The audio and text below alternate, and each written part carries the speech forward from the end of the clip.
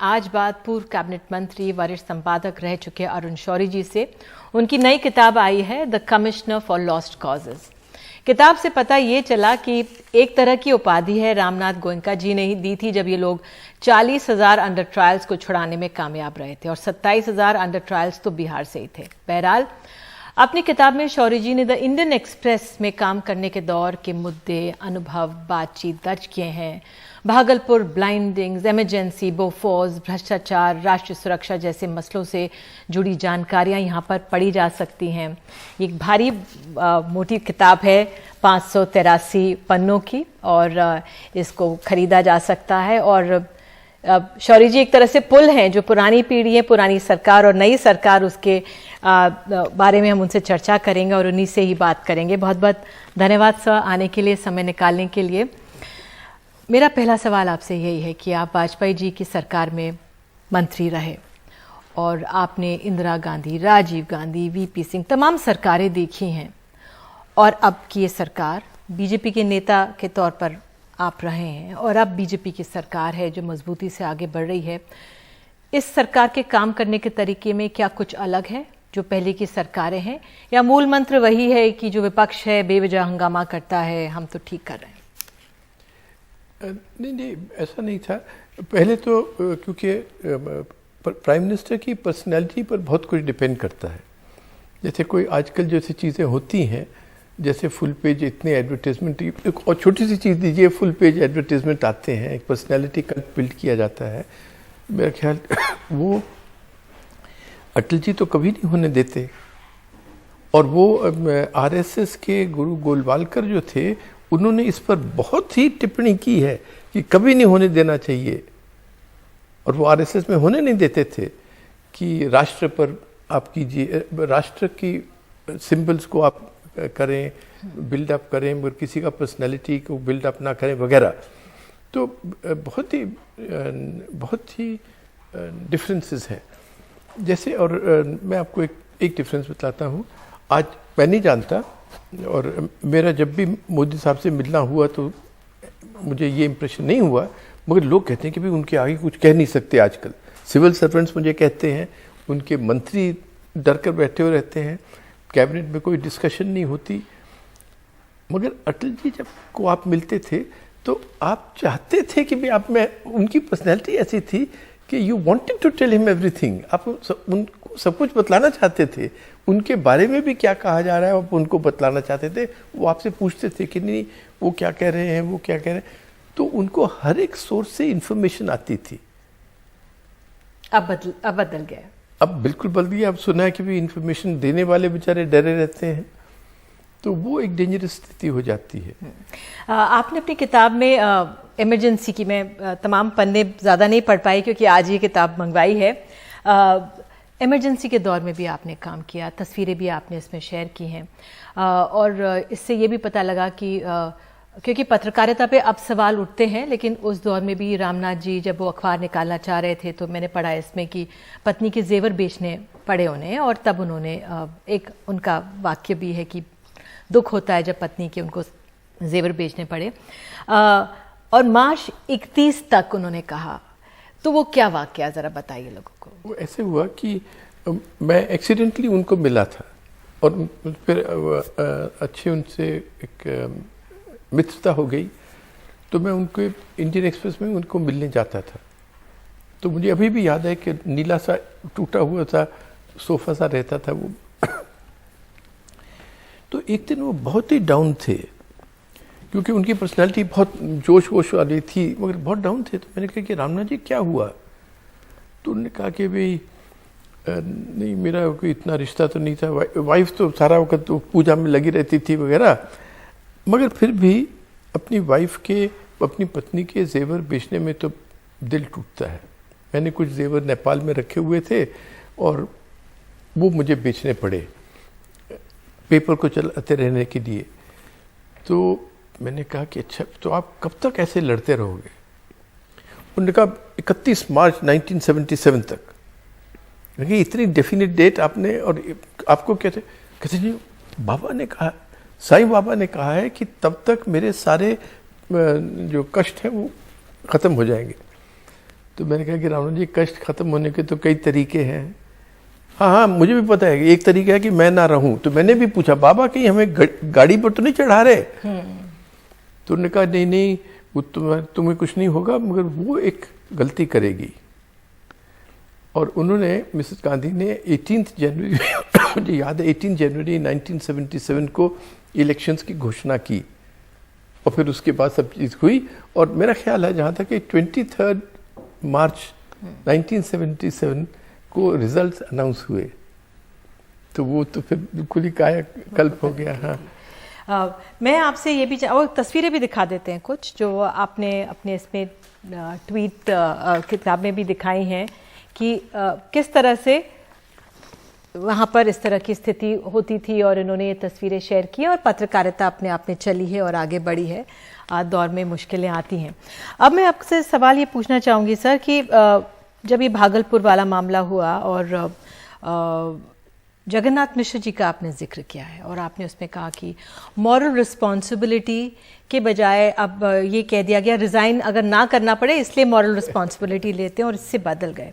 क्या आपको लगता है कि आज के समय में ये नैतिक जिम्मेदारी, क्योंकि एक शास्त्री जी थे, एक बहुत पहले हमने देखा है कि शास्त्री जी थे, रेल का हादसा हुआ तो उन्होंने इस्तीफा दिया, लेकिन क्या ये मॉरल रिस्पॉन्सिबिलिटी का जो जुड़ाव है नेताओं से अब इस दौर में हमें देखने को मिलता है? नहीं, मॉरल रिस्पॉन्सिबिलिटी तो उन्होंने कहा था कि नहीं, मैं रिजाइन क्यों करूं, I have already accepted moral responsibility. But actually अगर मॉरल रिस्पॉन्सिबिलिटी है तो जैसे कि गांधी जी ने चौरी चौरा के बाद कहा कि भाई I was playing with fire and it was a Himalayan blunder, तो उनका एक रिस्पॉन्सिबिलिटी अपनाना, मतलब कि उसका यू कुड बिलीव इट। आजकल तो moral responsibility is just to escape something, escape responsibility. और दूसरा, आजकल तो मैंने कोई नहीं सुना कि भी ट्रेन की एक्सीडेंट के बाद या घोटाले के बाद या बैंक्स में से जो लूट हो रही है, लूट होती ही जा रही है, लाखों करोड़ की लूट हो रही है। किसी फाइनेंस मिनिस्टर ने, और आजकल के फाइनेंस मिनिस्टर ने, आपने देखा कि वो कहे कि मॉरल रिस्पॉन्सिबिलिटी है तो या किसी रेगुलेटरी इंस्टीट्यूशन ने, सेबी ने पूछा, उनकी रिस्पॉन्सिबिलिटी है। नेशनल स्टॉक एक्सचेंज में अभी आपने सबने रिपोर्ट किया कि क्या हुआ था अभी, और SEBI is the supervisory authority, कभी उन्होंने कुछ किया? तो मुद्दे क्यों खो जाते हैं? जैसे बोफोर्स हुआ तो सरकार पर असर पड़ा, हाँ, सरकारें गईं, लेकिन विपक्ष ने पेगासस का मसला उठाया, आपने कोरोना का मिसमैनेजमेंट देखा, आपने नोटबंदी देखी, तो ये तमाम मुद्दे क्यों नहीं टिके? क्यों ये डाइल्यूट हो गए? क्यों ये सरकार पर नहीं टिके? आप कैसे देखेंगे? क्योंकि पहले की सरकारों पर तो टिकते थे और सरकारें जाती थी। क्योंकि हम आदी बन गए हैं, कीचड़ के आदी बन गए हैं कि ऐसा ही होगा, और दूसरा कि हम कुछ करने को तैयार नहीं है। आशा हमेशा ये है कि भी कोई और कुछ करेगा, कुछ इंस्टीट्यूशन कुछ करेगी, कुछ कोर्ट कुछ करेगा, कुछ पॉलिटिकल पार्टीज क्यों नहीं कुछ कर रही, मीडिया क्यों नहीं कर रहा। अरे मैं क्या कर रहा हूं, मुझे क्या करना चाहिए? हम एक ही इंस्टीट्यूशन को अगर फॉलो करें, एक ही मुद्दे को फॉलो करें, मगर छोड़े नहीं, मगरमच्छ की तरह किसी की टांग मुंह में आ गई तो छोड़ना नहीं चाहिए। हम तितलियां नहीं बनना कि आज इस इशू पर, कल उस इशू पर। तो इसलिए हर एक चीज का, इंस्टीट्यूशंस का डिके, लोग इस सब चीज के आदी बन जाए, मीडिया बिक जाए, जो नहीं बिके वो बेचारे तितली जैसे इधर से उधर घूमते रहे।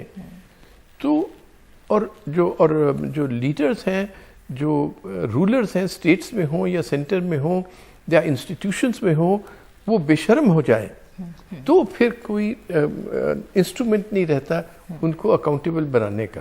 आपने अपनी किताब में श्री चंद अशोक हिंदुजा की बात की कि वो किस तरह से 100 बेड का एक हॉस्पिटल बनाना चाहते थे, और महाराष्ट्र के मुख्यमंत्री अंतुले के संदर्भ में लिखा है कि वो एक चुंगी खोल रखी थी, और उसके लिए आपकी तस्वीर भी छपी है, द एंग्री क्रूसेडर।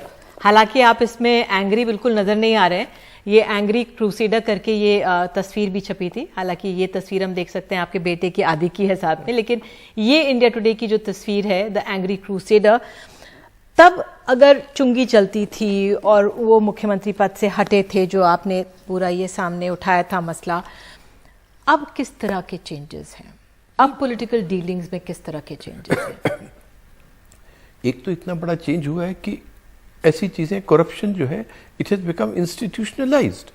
जैसे आप इलेक्टोरल बॉन्ड्स देखें, electoral bonds are nothing but institutionalized corruption. मतलब उसके लॉ पास कर दिया गया है। और उसी पर अभी जैसे इंडियन एक्सप्रेस में स्टोरी आई कि एक फर्म ने एफिडेविट फाइल किया, या कहीं कोई केस एफिडेविट फाइल किया है उन्होंने कि साहब हमें एक्साइज इंस्पेक्टर्स कह रहे हैं कि हमको फंसाया जाएगा अगर हम 40 करोड़ के इलेक्टोरल बॉन्ड ना लें, और लेकर आपको किसी को एक ही पार्टी को देने पड़ेंगे। इसलिए ये तो अब इंस्टीट्यूशनलाइज हो गई है करप्शन। उस समय एक एक्सेप्शन थी, तो आप एक चीफ मिनिस्टर के बारे में ऐसी चीज निकालते थे तो फिर उसके काफी कॉन्सिक्वेंसेस होते थे। और दूसरा कि एक जज, चीज एकदम कोर्ट में जाती थी और कोर्ट्स उसको फिर हाथ से निकलने नहीं देती थी। आजकल आप देखिए केसेस ही नहीं सुनने जाते, और जो केस होता है फिर वो लीगलीज में ही इधर उधर किया जाता है। तो ये सब कॉन्सिक्वेंसेस तब आ सकते हैं जब सब इंस्टीट्यूशंस काम करें। नहीं तो जो चूहे हैं जहां से एक छोटा सा छेक होगा वो उसमें से निकल जाएगा। लगता तो ये कि भ्रष्ट ज्यादातर विपक्ष में ही है, क्योंकि जो ईडीज है, तमाम सेंट्रल एजेंसीज हैं, वो विपक्ष के नेताओं की तरफ ही ज्यादा जा रही हैं आजकल। नहीं तो क्योंकि वो करप्शन वहां होगी मैं नहीं जानता, मगर क्योंकि इंस्टीट्यूशंस इनके हाथ में है, सत्ता वालों के हाथ में है। अब आप देखिए क्या हो रहा है। तो विकल्प है क्या? एक सेकेंड, सेंट्रल गवर्नमेंट की जो इंस्टीट्यूशंस हैं वो महाराष्ट्र की जो सरकार है उनके नेताओं के विरुद्ध काम कर रही है। महाराष्ट्र की जो इंस्टीट्यूशंस है वो सेंटर के लोगों के बारे में और उनकी पार्टी के बारे में करप्शन ढूंढ रहे हैं।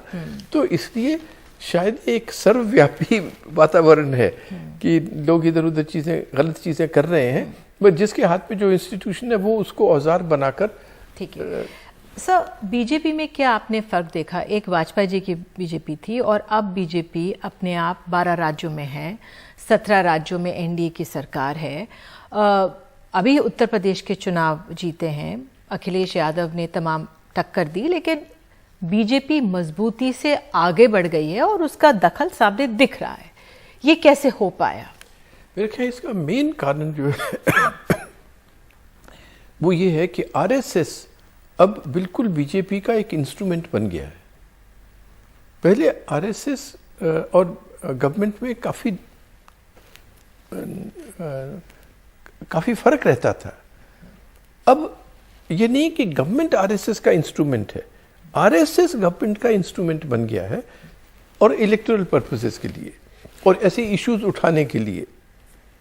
यहां दंगे करा दो, यहां एक स्टेटमेंट दिलवा दो, यहां एक इशू कर दो, तो उनके काडर या उनके सिंपैथाइजर्स या जो समझते हैं कि हम आरएसएस की आइडियोलॉजी फॉलो कर रहे हैं, वो अब ऐसी चीजें उठा लेते हैं जिसका फायदा फिर गवर्नमेंट उठाती है। अब जैसे कर्नाटक में हमने पोलराइजेशन देखा, हिजाब, हलाल, अजान, ये सब चलता रहा।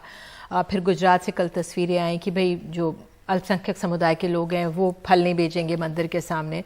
तमाम तस्वीर, कल रामनवमी थी और उस दौरान 4 राज्यों से हमने देखा प्रोसेशंस आ रहे हैं, तो हंगामा हो रहा है।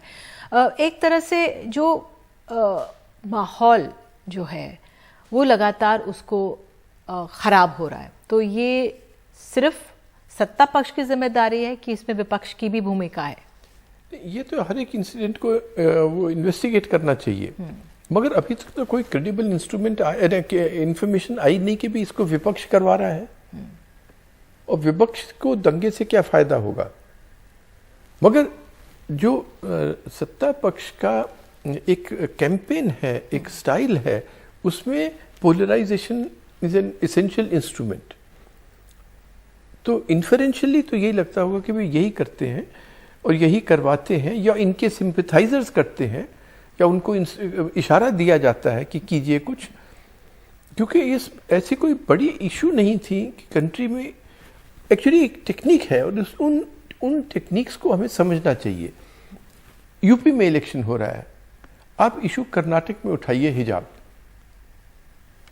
और मीडिया को इस्तेमाल कीजिए, और आपका गोदी मीडिया उसको प्रोजेक्ट करवाए हर एक जगह, वर्ल्ड नेशनल इशू, उसका फिर एको यूपी में पड़े, उसका असर यूपी में पड़े, लोग वहां पोलराइज हों। मुझे याद है एक जगह इलेक्शन थी और फिर हरियाणा में ये नमाज वाला आ गया कि भाई बाहर आप नमाज करोगे या नहीं करोगे, गुड़गांव में जी। अच्छा, लव जिहाद इशू आपको याद है यूपी में आया था। अब उसके डेट्स देखिए कैसे आया, और अब लव जिहाद नहीं हो रहा, उस एजिटेशन उस मारपीट से खत्म हो गया। मगर आज इशू नहीं है, आज एक नया इशू उठा लो। मगर तो ये एक टेक्निक्स है। ठीक है सर, टेक्निक्स है, लेकिन आप देखिए पंजाब में अगर हम विपक्ष की भूमिका पे बात करें, क्योंकि अगर हमारा लोकतंत्र है और हम कह रहे हैं सत्ता पक्ष ये सब कर रहा है, उसका एजेंडा है, वो पोलराइजेशन करा रहा है, ठीक है, लेकिन अब पंजाब में देखते हैं कि कैसे आम आदमी पार्टी पंजाब में जीतती है। उसके जीत के बाद हम देखते हैं कि अरविंद केजरीवाल गुजरात में जा रहे हैं, अपना रोड शो कर रहे हैं, हिमाचल में जा रहे हैं, और अभी आज ही मैं अपने सहयोगी से बात कर रही थी जो आए, वो कह रहे हैं कि हाँ हिमाचल में काफ़ी अच्छा कर रहे हैं आम आदमी पार्टी। तो मेरा ये जानना है कि आम आदमी पार्टी किस तरह से, अरविंद केजरीवाल क्या ऐसा कर रहे हैं जो उनको एक मजबूत ऑपोजिशन बना रहा है, हालांकि बहुत छोटे स्केल का, लेकिन पंजाब जीतने के बाद उनको अहमियत देनी चाहिए क्या? नहीं, हर एक को अहमियत, जो भी प्रिंसिपल्स पर खड़ा हो, जो भी डिविसिव पॉलिटिक्स ना ले, जो भी झूठ ना बोले। ये नहीं मैं कह रहा कि केजरीवाल की ये सब सिफ्त है, ये नहीं मैं कह रहा, मगर जो भी हो उसको हमें इम्पोर्टेंस जरूर देनी चाहिए, उसको देखना चाहिए कि, और उससे ये भी पता लगता है कि लोग बेचारे कितना चेंज कितना चाहते हैं कि चेंज आए, और वो अभी कई जगह पर सिंबल ऑफ चेंज बन रहे हैं केजरीवाल। आपने कई जगह बोला कि अरविंद केजरीवाल को 2013 में कोई नहीं जानते थे, लेकिन प्रधानमंत्री मोदी उन पर नजर रखे हुए हैं। IT विज़र्ड राजेश जैन, हाँ, वो तो क्या है ये बात? उसमें ऐसा था कि हम कुछ लोग थे जिनको मिस्टर मोदी ने कहा था कि आप कैंपेन में जरा मुझे आइडियाज दीजिए, तो हम लोग वहाँ अहमदाबाद में इनके यहाँ मिलते थे।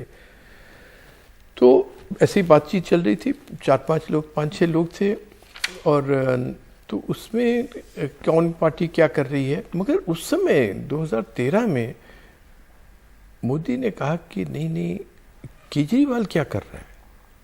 अब उस समय हमारे मन में कोई केजरीवाल को इतनी बड़ी चीज़ नहीं थी, मगर उन्होंने कहा कि नहीं उसकी टेक्निक स्टडी करनी चाहिए।